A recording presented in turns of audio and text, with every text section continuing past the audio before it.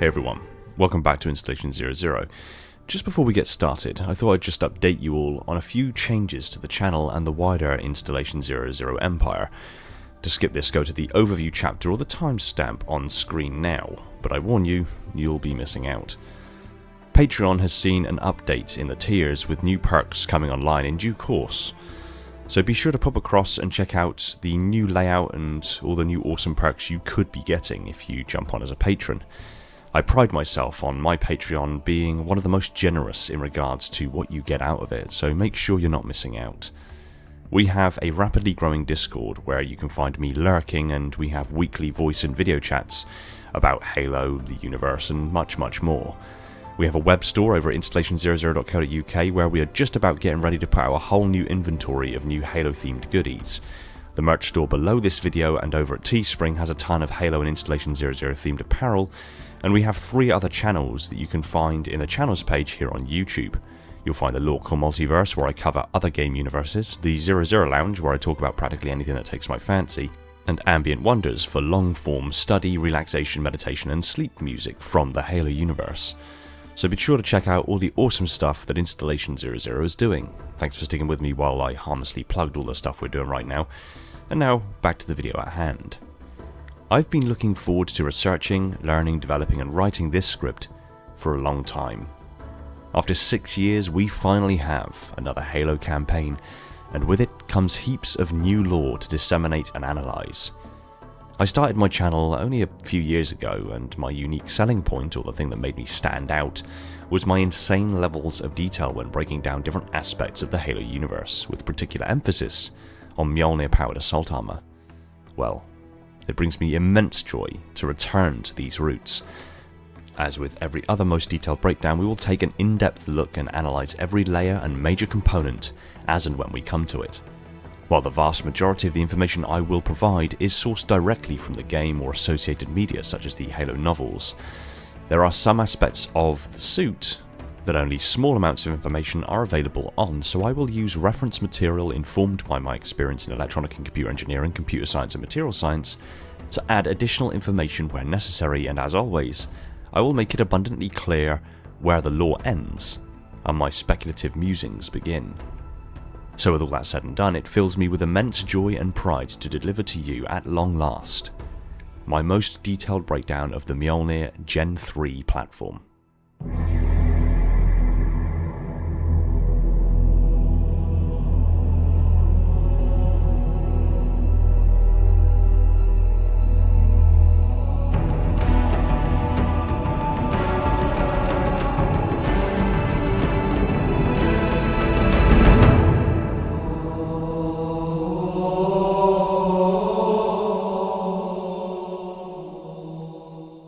MJOLNIR Mjolnir Powered Assault Armor Gen 3 is the third major innovation in the now legendary line of armor systems technology developed by the United Nations Space Command. Worn exclusively by the Spartan super soldiers, this immensely powerful systems platform brings together huge innovations from all corners of humanity, and frequently has been responsible for immense leaps in technological innovation that would cycle into wider use by the rest of humanity, where they would see further innovations and implementations then being reintegrated into the project to continue to push forward its spiral development methodology. The suit represents a culmination of over 30 years of continued development, and has refined the Gen 3 platform to be the flagship model of the Mjolnir line. Weighing in at 400 kilograms, the Gen 3 took battlefield diagnostics, performance, telemetry and feedback from Spartan operatives from the Gen 1 and Gen 2 platforms respectively, and used this data to inform the development of the Gen 3 platform. The Gen 3 has adopted the superior protection and raw power of the Gen 1 platform with the modularity and cross-compatibility of the Gen 2 platform. Given there are now 3 distinct classes of Spartans, the Spartan 2s, 3s and 4s, each with their own unique augmentation sets, and thus varying overall performance characteristics, the Gen 3 is developed to be able to symbiotically adapt to all of these differences and even out the capabilities overall without reducing operational effectiveness in any one capacity or to the detriment of any one of the Spartan classes. As demonstrated during the events of Operation Wolf when John 117 was injured in his quadricep from Banshee plasma fire and scaled the assist ratio so his muscles didn't have to work at all, is a testament to the Gen 3's ability to scale based on capability and performance. The Gen 3 has been made available to all currently operational Spartans from every class, and has brought the gold standard of Spartan armor systems to a single powerful platform that entirely meets the needs of all Spartans, and allows enough headroom to continue to push themselves past what is widely accepted as being Spartan base normal. So let's take a look at the Gen 3 platform and the immense innovations that have culminated to create the best-in-class Mjolnir Powered Assault Armor.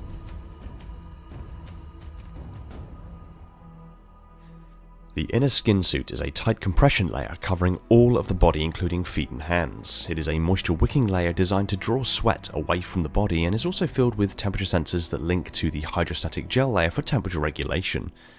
It links directly to the occupant's Spartan neural interface to gain important telemetry from the user's body, as well as various human interface systems including permanent intravenous ports for medical and nanomachine administration, including biofoam and catheters for waste recycling and disposal.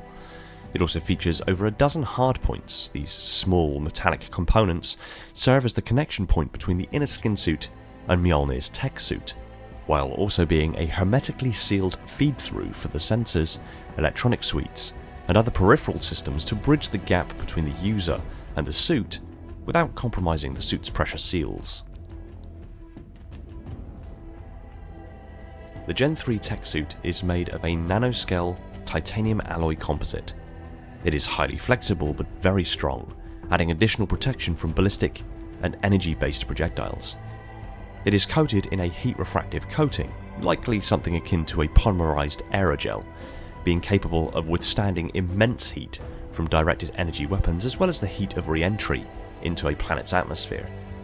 The suit features black, hard armor plating on the chest and back, shoulders, lumbar, groin, inner thighs, forearms and lower legs, with numerous structural hardpoints located across its surface both on the armor plating and the softer composite pieces, that all link to an internal substructure tracking and act as the primary connection points of the armored exoskeleton.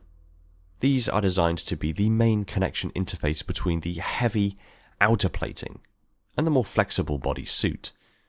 The plates are bolted onto these anchor points via custom-tooled, tamper-proof bolts.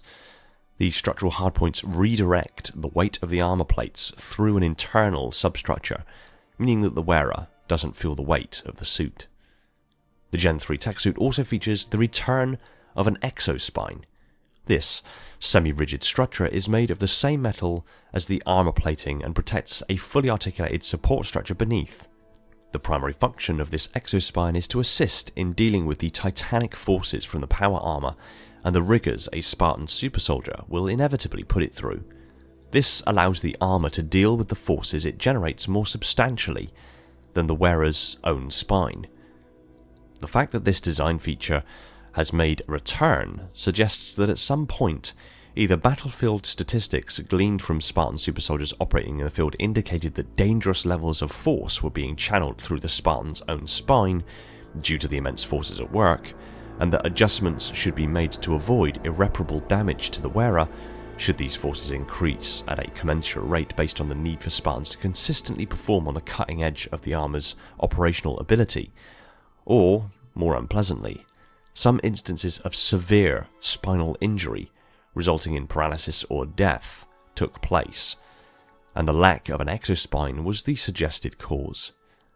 In either case, this is complete conjecture, but the re-emergence of a previously absent component is usually cause to question the motivation behind its revival.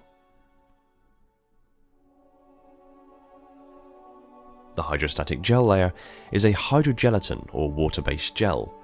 It is blue in colour and serves the purpose of regulating temperature, as well as conforming to the wearer's body for a better fit within Mjolnir. It can also be pressurised to protect the wearer from high G-forces, large impacts, and zero ambient pressure.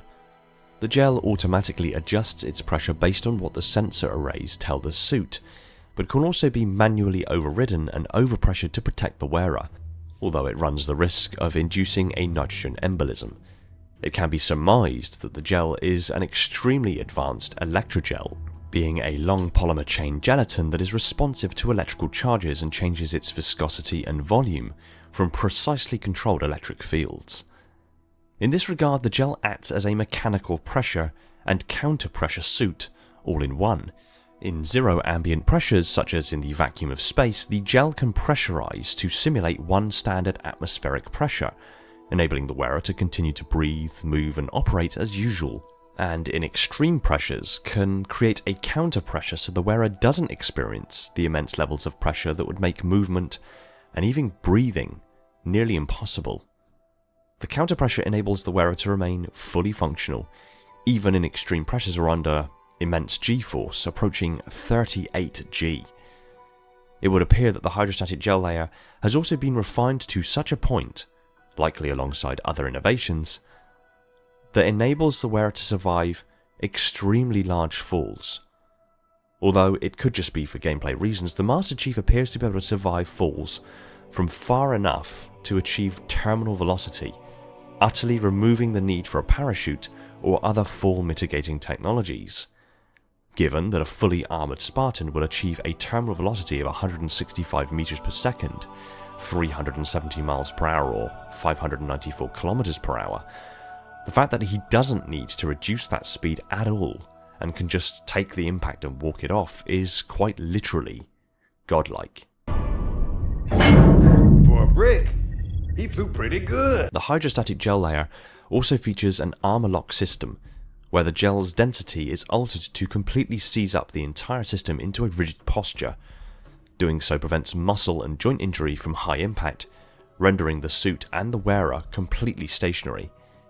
In the event that the suit takes on excessive heat, for example from sustained high energy plasma fire, Mjolnir has an exhaust port built into the suit that releases the gel, preventing the occupant from being burned or boiled alive. Sustained damage to the suit can cause the gel to become irreparably viscous, rendering it either partially or completely ineffective. At the innermost surface of the tech suit is the pressure seal. This component is a resistive composite that is entirely airtight and waterproof. It is treated with a coating of nanoparticulate synthetic copolymer specifically designed to be superhydrophobic, vacuum-proof and radiation-proof to alpha and beta waves, and resistant to gamma radiation. This component is the operative reason that allows a pressurized and breathable atmosphere to be maintained at all times, down to a zero ambient pressure and up to extreme ambient pressure, as well as being something akin to a radiation suit. The Gen 3 returned to the movement medium of the Gen 1 platform, with the return of the reactive metal liquid crystal layer. The Gen 2 platform, as I'm sure you know, made more comprehensive use and application of a polymuscle suit, which are basically very advanced electroactive polymer artificial muscles. But it was decided, due to the raw power of the Gen 1's liquid crystal layer, and the Gen 3's design ethos of mixing the best of the two previous generations, the liquid crystal layer was the medium of choice. This layer is composed of a polymerized lithium niobosine, a material that was originally used to diffuse the static electrical buildup in ships' hulls during faster-than-light slip-space travel. It is a piezoelectric material, meaning that when it is mechanically deformed, it creates an electrical charge, a reaction which also works in reverse. When an electrical charge is applied to it, it mechanically deforms in shape. The material is amorphous, meaning it doesn't appear to have a crystalline structure and thus flows like a liquid. However, upon electroactivation, a crystalline structure is induced, giving it the properties of a solid. It is poured into a microcapillary system throughout the suit, where high power and accuracy microelectric fields can induce the crystallization geometry process and cause the deformations along the desired axis. So when the user sends the neurological signal for voluntary movement to their skeletal muscles, the suit interprets this signal and sends the relevant electrical signal to the capillary system surrounding the desired muscle group. The material mechanically deforms and creates movement. It frantically scales and amplifies user strength and features an optimization of the crystalline geometries not available to earlier platforms of the MJOLNIR versions.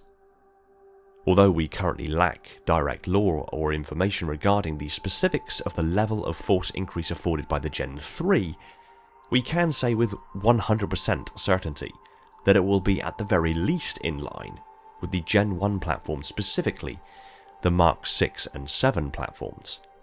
So from that we can deduce that it gives the user around 5 times their unarmoured strength and increases their reaction time by a factor of 5. It is noteworthy to mention that the system cannot be scaled back or limited in any way, so only Spartans with their augmented physiology are able to harness the power of this system. The positive feedback loop that occurs as a consequence of Spartans moving the suit and the suit moving them as a response is all controlled by the force multiplying circuits.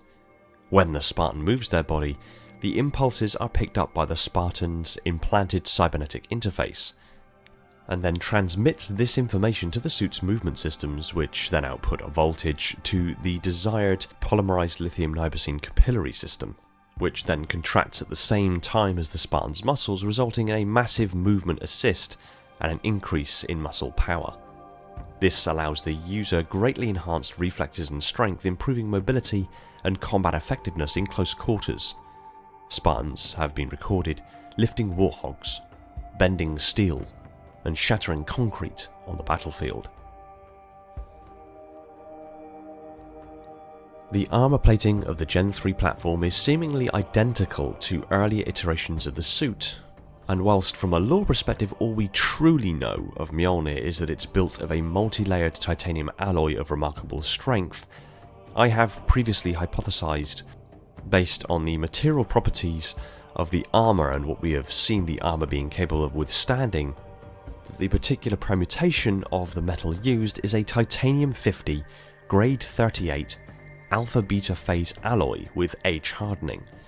For full details on the specifics, see my archive video on the Titanium A armour, linked in the description down below and the card at the top right. The outer surface of the armour is coated in a refractive coating. Documented incidents with plasma weapons against the previous Mark IV armour that lacked this refractive coating and energy shields resulted in an almost instant breach of the armour due to the intense heat damage from the projectiles, which severely affected the Mark IV's operational effectiveness and usually mortally wounded the wearer. These incidents powerfully demonstrated the need for innovation. A crystalline metallic composite refractive coating is applied to the upper surface of the armour plating. Due to the optical and thermal mechanical properties of this material, the plasma from Covenant weapons is distributed over a much larger surface area, leading to heat being dissipated much faster and thus minimizing on localized heating of the armor plates. It may be a different feature of the Gen 3, or simply due to the fact that we've never actually seen any one platform of Mjolnir armor in a disassembled form before, but as revealed during the assembly of Master Chief's Gen 3, during the Become trailer, it became obvious that many of the armor plates are now centered around the spaced armor, or hollow plate design, as well as differing materials being implemented based on locale. As the torso armor is being assembled in particular, the muscular olive drab plating is shown being lowered and locked onto a matte black plate, already in situ underneath, with evidence of a gap existing between the two, as indicated by the manufactured protrusions from the inner surface of the green outer plating. This matte black layer shouldn't be mistaken for the titanium nanocomposite bodysuit, or the tech suit of Mjolnir, which does feature hard armor plating on the chest, but is quite a separate component from the hard exoshell of the armor plating itself. This harder black metal inner armor is quite evident, and features several independent plates or leaves of titanium that seem to be floating in between. This is the first time the multi-layered aspect of Mjolnir has been featured. From this, I can deduce that the outer olive drab green plating is bolted down onto the matte black backing plates, which itself is possibly made of perhaps a titanium carbide or other indescript composite, and sandwiched between these two are up to a half a dozen smaller component plates. This means that if the armor is struck by a round capable of penetrating, the round loses a great deal of its initial kinetic energy as it penetrates the outer green armor plating.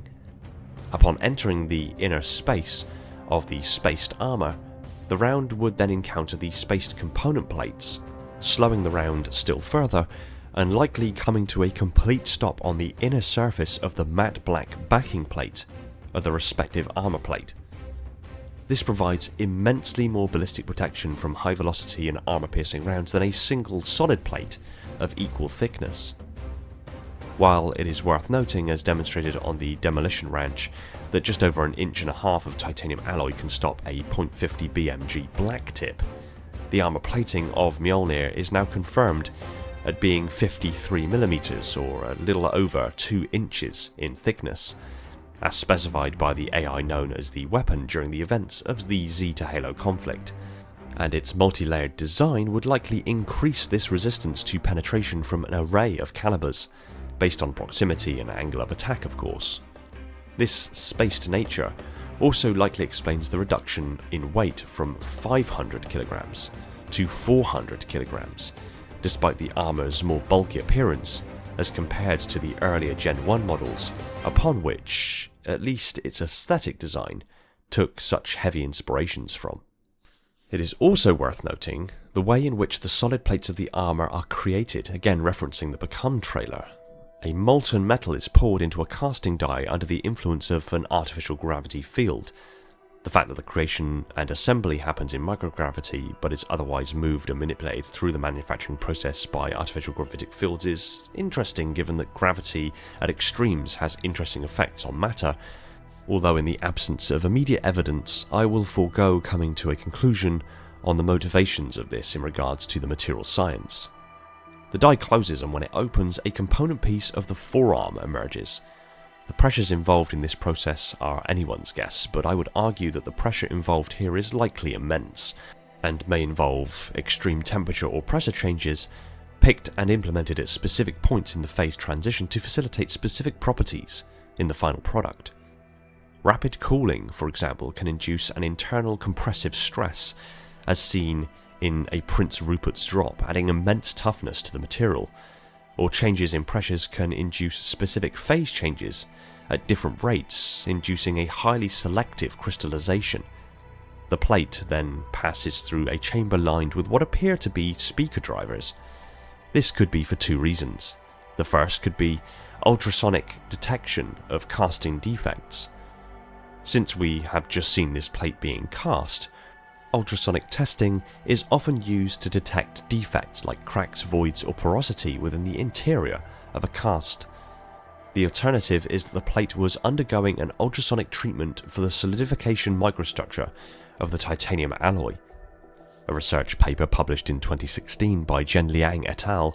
Concluded that the microstructure of test ingots was refined by ultrasonic treatment, while the microstructure of untreated ingots showed coarse dendritic grains.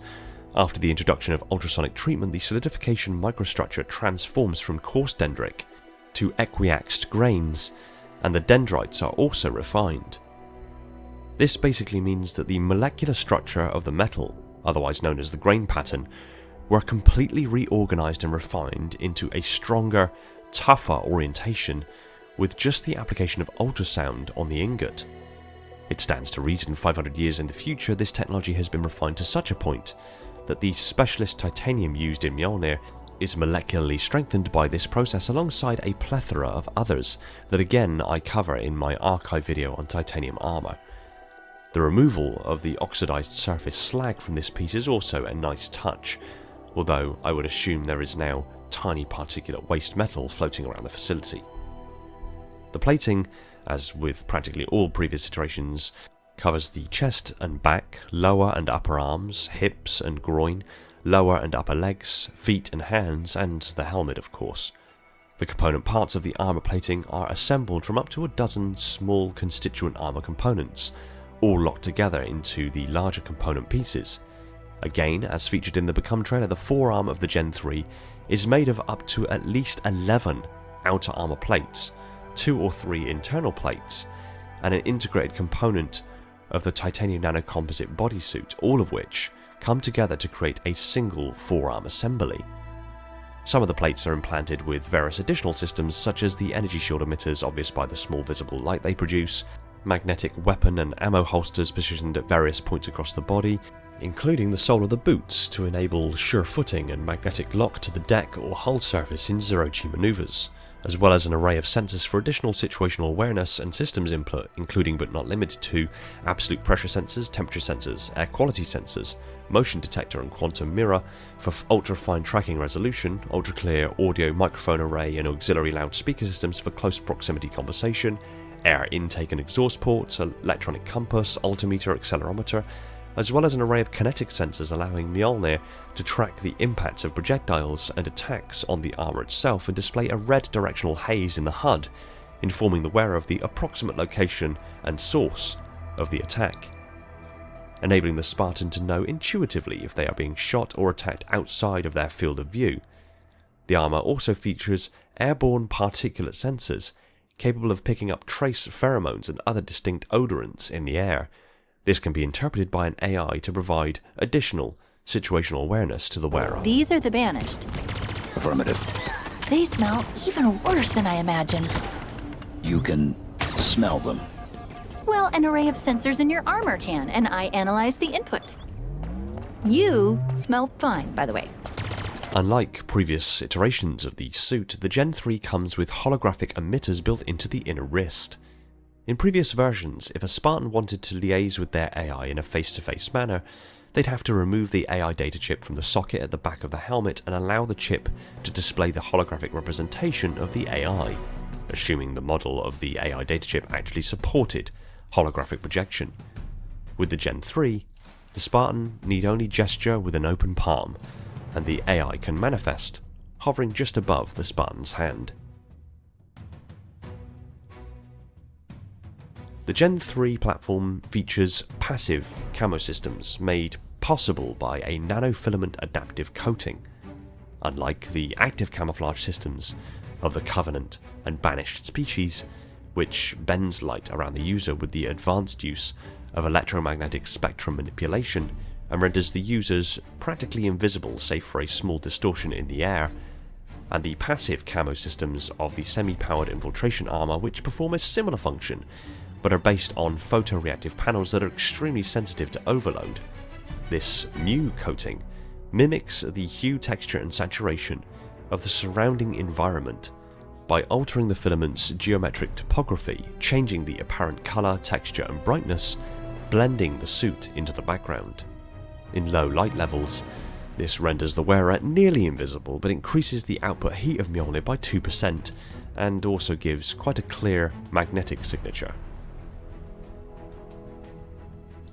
One of the most notable and prominent components on the back of Mjolnir are two large hardened modules over each shoulder blade, within which you can find the power supply control unit responsible for distribution of power across the suit based on where it is needed at any given time, and the more impressive mini nuclear fusion reactor.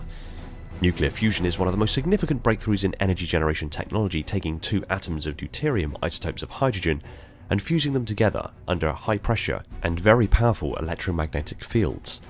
The result is a helium-3 nucleus and the release of huge amounts of energy.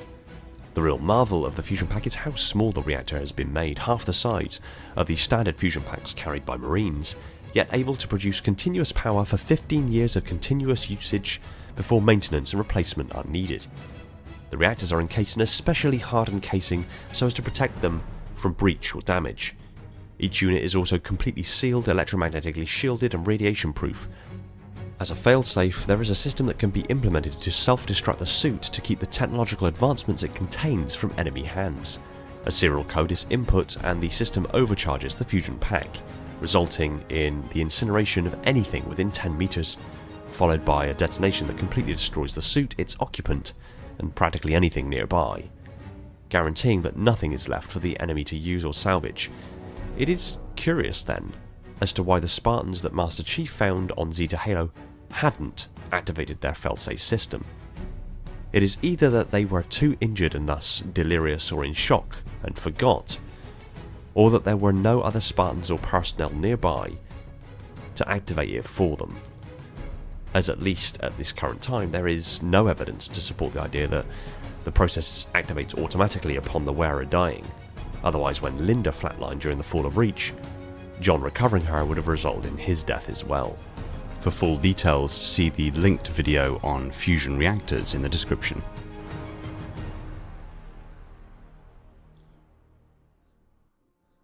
During the Zeta Halo campaign, immediately following the fall of the Infinity, Master Chief was thrown from one of the ship's shuttle bays by Atriox. Mjolnir on its own is perfectly capable of surviving the transition from atmosphere and gravity to the vacuum of space. But the interesting point to note is that Chief then spent the next 6 months floating in space before the pilot known as Fernando Esparza recovered him. This was made possible by a new innovation to the Gen 3 platform known as Survival Mode. Given the period of time he was left in space, I think we can conclusively rule out that the suit just put him to sleep, because a person would still require water and nutrients and oxygen to survive, and 6 months is far too long of a period of time for Chief to remain in what would basically be a medically induced coma, even if the suit was giving him water and nutrients via a permanent intravenous port, assuming the Gen 3 platform has the ability to do this on top of maintaining a medically induced coma. No matter if Mjolnir does have the capability, providing 6 months of breathable oxygen is still outside of the boundaries of viability, at least until proven otherwise. Another argument could be that John's life was sustained by the presence of nanomachines, and while this could be a viable argument, given that the Gen 3 does carry nanomachines for the sakes of upgrading and repairing the suit, giving the blanket excuse of because nanomachines doesn't feel quite right. This leads me to believe the reason that Chief was able to survive for 6 months in space on his own is because the Gen 3 now contains miniaturized cryogenic stasis technology. This seems to be a much more likely explanation, because cryotechnology, even during the early years of the Human Covenant War, was small enough to be self-contained within a cryochamber, a tubular device approximately 9 feet in length and 4 feet in diameter, with most of this space needed for the actual occupant. And cryonics has been used by humanity and the UNSC since the earliest days of interstellar travel during the Domus Diaspora. During cryosleep, the body's metabolic processes are stopped entirely, preserving the occupant perfectly with no need for additional support of water, nutrients and breathable oxygen. As long as power is maintained, the person can remain in cryosleep indefinitely. It stands to reason that after nearly 200 years of use, the components that actually initiate and sustain the cryogenic process have likely been reduced in size to such a degree that they can be built into the Mjolnir Gen 3 platform, with the suit itself acting as the quote-unquote cryotube, and also being able to administer the chemicals needed to facilitate the cryonic process. This would explain why Chief was able to remain in space for 6 months with no water, food or oxygen, and then Mjolnir put itself into a standby mode, shutting down all non-essential systems with the exception of an IFF transponder and the cryogenic systems. This would then enable Mjolnir to sustain the person in survival mode for longer than normal, because under normal usage the fusion pack can provide power for 15 years. By shutting down most systems, this time limitation is extended dramatically, should it be required. It also explains why it was necessary for Esparza to reboot Chief's suit with a power surge to bring it out of survival mode, as the suit wouldn't know when it was safe to revive the occupant, leaving this decision-making process in the hands of an outside source. Basically meaning that if the Spartan finds themselves in a circumstance where the suit has to initiate a survival mode, the likelihood is something cataclysmic has happened, and as a consequence there will be rescue parties in the area at some point in the near future, so allowing the suit to be shut down and the IFF transponder to be initiated, but also keeping the occupant alive for extended periods of time, ensures that the Spartan will eventually be recovered by UNSC forces and then revived from the survival mode in the right circumstances. On top of this, and somewhat peripherally to the cryogenic suspension systems that may be included in Gen 3, the Gen 3 also features various medical administration and monitoring systems built into the suit, including biofoam injectors. Biofoam is an elastoprotein wound filler. It is an expandable, sterile spray with a local anesthetic, clotting agent, and antibacterial, antiviral, and antifungal properties. If the wearer becomes injured, the biofoam injectors activate and fill the wound with biofoam, sealing the wound, stemming the bleeding, and giving some pain relief. The biofoam doesn't heal the user as such, and these serious injuries will still require medical attention. More superficial injuries can be repaired by the suit's inbuilt medical administration kits. These kits contain stem cell treatment sprays and nanomachines to aid in tissue regeneration and healing, and although it is still advisable to seek medical attention where possible, these features allow a Spartan to remain operationally effective for much longer than your average soldier. The suit has a medical routine that provides the user with stimulants to keep them alert, as well as a monitoring system which can detect when, where, and how severely the user is injured, and is able to display this information at will on the HUD, giving the user important biometric data about their current state of injury and performance level. Following sustaining the wound on his quadricep on reach, John 117 was operating at 96% performance only a day later. This was made possible by the suit's ability to administer medical treatment, as well as increase the assist ratio to his leg, thereby removing the need for him to use his quadricep at all, with the armour performing the motor functions for him, offset by his Spartan augmentations, allowing him to heal 10 times faster than a normal human. This newer platform of Mjolnir features an innovation on the earlier Mark 7 platform in regards to the repair of the armour plates. Both the Gen 2 and latter marks of the Gen 1 platform has a triply redundant repair and bypass node system so that damaged sections of the armour don't have an adverse effect on the functionality of the suit systems as a whole. However, the Gen 3 also features a repair system that is far in advance of previous models.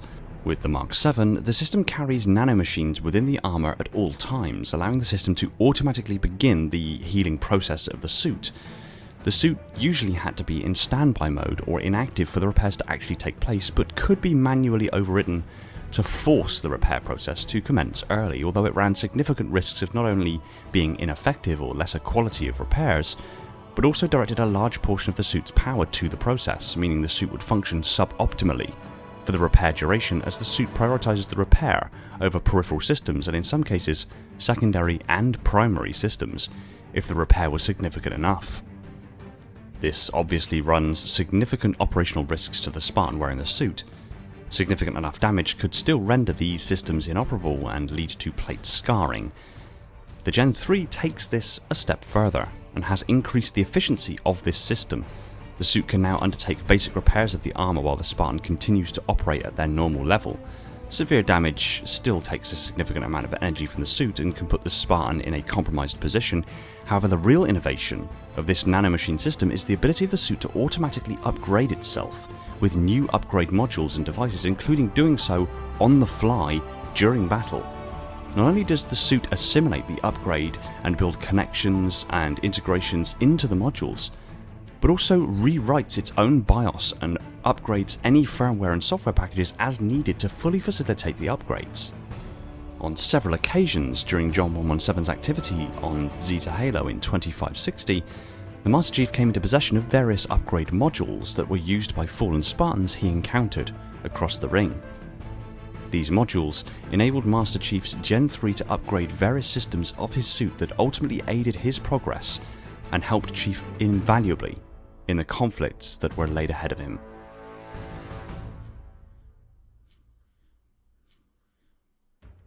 The Gen 3 takes inspiration from the Gen 2 platform in regards of support packages and upgrades, but implements them in a much simpler but more robust manner. Where the Gen 2 would have a primary upgrade port on the lumbar of the armour where a single support and upgrade could be attached at any time, the Gen 3 makes use of multiple upgrade ports where the utilisation of upgrade cores give a single suit the ability to upgrade with 5 new capabilities at any given time. These upgrades are facilitated by the use of Spartan cores, upgrade stations that seemingly provide the suit with the additional firmware upgrades, nanomachines and BIOS updates to get the most out of the upgrade and iterate upon them over time. Each upgrade also features several independent enhancements and optimizations, and these upgrades include the grapple shot, which fires a nano-braided high tensile fibre and latches onto most surfaces, granting enhanced mobility and ability to traverse rugged terrain, including sheer cliff faces, with ease. Spartans have been seen making innovative use of the grapple to recover equipment and other objects to aid in their combat, as well as grappling directly towards opponents to close distance and engage in close quarters combat, to the surprise and bewilderment of their adversaries. The grapple can be upgraded with the Voltaic upgrade, which adds a stun gun-like effect to the grapple. This likely takes energy directly from the suit and channels an immense level of electrical current down the grapple line, which can incapacitate opponents if it makes contact with them. The quick shot upgrades allows the grapple to be retracted and reprimed for a second shot much faster, resetting the electromagnets and recharging the capacitors in a faster, more efficient manner. The first strike upgrade adds an EMP enhanced strike upon grappling to an opponent. When the distance closes, the Spartan can utilise their momentum to deliver a bone-crushing punch and a large discharge of electromagnetic energy. And the Reachfall upgrade increases the size and strength of the EMP effect, allowing electricity to arc to other adversaries stood nearby, briefly incapacitating them long enough for the user to conclude their strike and ready their weapon for direct engagement. The shield core is a small circular upgrade core which can be connected to the armour at one of the upgrade ports. The base unit immediately upgrades the energy shields of the Gen 3 with optimizations in energy efficiency and shield geometry, resulting in an increase of shield strength of 115% from base. All following 4 upgrades to the shield core, the Fortress, Bastille, Redoubt and Citadel, iteratively increase this shield strength by a further 15% per upgrade, combining to a 60% increase on top of the 115% base the shield core comes standard with. The threat sensor allows enhanced situational awareness on the battlefield. This device is an attached handheld spring-loaded pump which fires a small scout projectile that tracks enemies through walls and terrain, granting its user a silhouetted representation of the foe displayed on the HUD, similarly to the visor upgrade for the ODSTs and the Gen 2 platform. However, the threat sensor allows the user to see the enemies even if a direct line of sight cannot be maintained. Upgrades include increasing the radius of the sensor, adding a second sensor for detection in more than one location at a time, a reduced device cooldown enabling it to be used more often, and a telemetry readout of the enemy's estimated health. Another usable support upgrade is the deployable cover, a small device which could be carried and deployed at will by the user. The deployable cover creates a powerful but brief energy barrier, which allows projectiles to pass through it from the cover side but stops projectiles from the enemy's side. This can be upgraded with the Swift Shelter, which reduces the device's cooldown by 20%, the Rampart, which boosts its strength by 35%, the Blockade, which further increases the strength by another 70%, as well as making the shield area much larger, and the Direct Current upgrade, which imparts an electrical charge to projectiles passing through the cover from the user's side, giving the rounds an EMP-like effect. The thruster connects to the lumbar of the Gen 3 and enables sudden bursts of immense speed in any direction, enabling a Spartan to outmaneuver even extremely agile adversaries on the battlefield. This can be upgraded with the Afterburner, which allows another charge impulse, thermal control, which reduces the cooldown and enables the thruster to be used more frequently, impulse, which boosts the power of the thrusts, allowing further and faster travel, and escape velocity, which employs the Gen 3's passive camo systems and grants the user a brief camouflage upon thrusting to elude enemies nearby and grant a brief moment of near invisibility to utilize in combat and gain the strategic edge. The repulsor mounts on the same mounting point that the grapple shot mounts to, meaning that generally speaking, the grapple has to be removed to allow the repulsor to be fitted. However, it does stand to reason that the repulsor could probably be mounted on the other forearm mounting position. Nevertheless, the repulsor creates a very powerful repulsive anti-gravitic field that can shove enemies away at great distance, prevent vehicles from colliding with the user, clear areas of debris, stop projectiles like rockets and other ordnance, saving the user from harm, and even send a thrown grenade back towards the enemy at great speed. The active camouflage module is a small circular device which is picked up and connected to the chest of the Gen 3 via what is assumed to be an internal electromagnetic coupling, for a powerful but temporary invisibility cloak. In this regard, it can be considered more as a temporary armor plug-in. The module generates a light refracting energy field that bends light around the user, making them invisible, save for a small but noticeable shimmer in the air caused by the imperfect refraction. The cloaking effect only lasts as long as the module has enough energy to generate the field. Once drained, the device automatically shuts off, making the user visible once more, and with no more energy in the module powering the electromagnetic coupling, the device dislodges from the armor and falls to the ground to be discarded. The overshield module operates very similarly to the active camouflage module. It is again a small circular device that can magnetically couple to the chest of the Gen 3 and generates its own overshield on top of the Gen 3's built-in energy shield systems, granting the wearer a brief time of immense resistance to damage. Again, the shield remains in place until it either takes too much damage and fails, or until the module drains its energy and dislodges from the armor to be discarded. The energy shielding system has seen innovations and performance enhancements implemented continuously since its first use on the Mark V Gen 1 platform. The armor generates an extremely powerful oscillating electromagnetic field which operates strikingly well at repulsing ballistic and energy weapons via some clever applications of known physics. Very powerful electromagnetic fields can levitate even non-magnetic objects. The energy shield reduces the velocity of an incoming ballistic projectile to a near standstill. This sudden and extreme change in velocity induces an immense level of heat within the projectile, mainly due to its own internal friction caused by the sudden change in inertia, thereby causing the round to thermally expand and destroy themselves, or flash vaporize. This is not without consequence, however. The heat from this process, as well as the distortion of the electromagnetic field, induces a large amount of thermal energy which is carried by the electromagnetic field back to the emitters. The shield emitters are sensitive to too much heat, and once the shielding has taken sufficient damage, the emitters shut down briefly as a safeguard to avoid permanent damage. But it isn't a universal occurrence. Not every shield emitter will fail.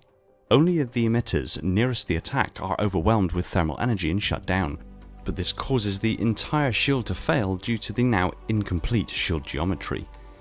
During this time, the shielding fails, and the residual electromagnetic energy around the armor plates bleed off via high voltage static electrical discharge, showing the characteristic sparking we are all accustomed with. The pulsing we see from the shield emitters is caused by them attempting to start up again, but being unable until the emitters that shut down have dumped their excess heat and can reinitiate the shielding altogether. This enables the shielding to completely repulse ballistic projectiles, until the aforementioned shield failure due to the sustained fire and build-up of backfeeding thermal energy. In the case of energy-based weapons, this process is sped up due to the higher innate heat of an energy-based projectile, with overlapping effects from the projectile's own electromagnetism causing the shielding to fail more rapidly under plasma fire than ballistic. Made of the same material as the armor plating, the helmet is the face of Mjolnir, sporting the olive drab armor plating on the outer surface. A gold polarized visor is the model standard, although different visor colors can and are often seen on the battlefield. The armor plates are mounted to a heavy-duty but lightweight chassis or frame, which itself is the mounting point for many of the internal components within the helmet. Inside of this still is the pressure seal, which links directly to the neck armor and completes the suit's strong hermetic seals. The helmet has an ultra-clear microphone array and speaker array built into the helmet to allow the user to hear outside of the suit's sealed systems, as well as communicate both out loud and over radio communications. The helmet also contains air filtration systems. The air intake is on the side of the helmet, where the air is pulled in and filtered, altogether capable of filtering 100% of particulates, toxins, pathogens and molecules from the air. The air is pumped into the helmet just left of the mouth, and exhaled air is sucked out from an exhaust vent just right of the mouth, passing through yet more filters to the external exhaust vent on the right of the helmet. In the event of the suit entering a vacuum or underwater, the external vents can be sealed and a rebreather unit activates. The helmet also houses a torch and mission camera, as well as connection hardpoints for various additional systems to be directly connected to the helmet. The helmet contains a full heads-up display built into the visor, capable of displaying mission-critical and situational awareness data. A visual display from the motion sensors is visible, with yellow blips showing as friendly units and white as neutral units, with red indicating foes. The systems inside also detect the weapon being held and display a targeting reticle matched to the angle and trajectory of the barrel, and thus the rounds to be fired. It gives a visual image of the weapon being held and its current ammunition capacity, all being fed from the weapon in question or calculated by the system itself. The shield recharge bar is clearly visible, and the system will display a red directional haze around the target in reticle to inform the user if they're taking incoming fire from behind or beside them. Again, this information is fed from sensors on the armor plates. The visor comes with a built-in zoom function, effectively magnifying the light coming through the visor and redisplaying it in a zoomed aspect ratio, granting up to 4 times zoom. The HUD is also capable of visor overlays in different spectrums of light, including far infrared, ultraviolet, as well as a fused mode which mixes dozens of different spectrums and functions into a single cohesive HUD overlay. This can be used to provide the user with enhanced situational awareness, better visibility in low light conditions, as well as less than ideal atmospheric conditions which may obscure visibility at a distance. It also features a smart scope system able to link wirelessly with weapons and display the scoped view as a full face display, particularly good for long range shooting accuracy.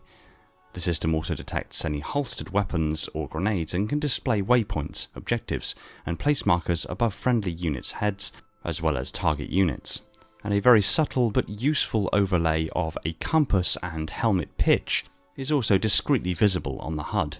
Many additional pieces of information can be displayed ad hoc based on the needs of the time. The Spartan can also access a systems menu where various diagnostic tools, features and rosters can be accessed. The Gen 3 BIOS is firmware designed to be the first code run by Mjolnir when activated. The initial function of the BIOS is to identify, test and initialize system devices such as the heads-up display, the energy shield systems and other hardware. The BIOS handles most of Mjolnir's software functions when initiated.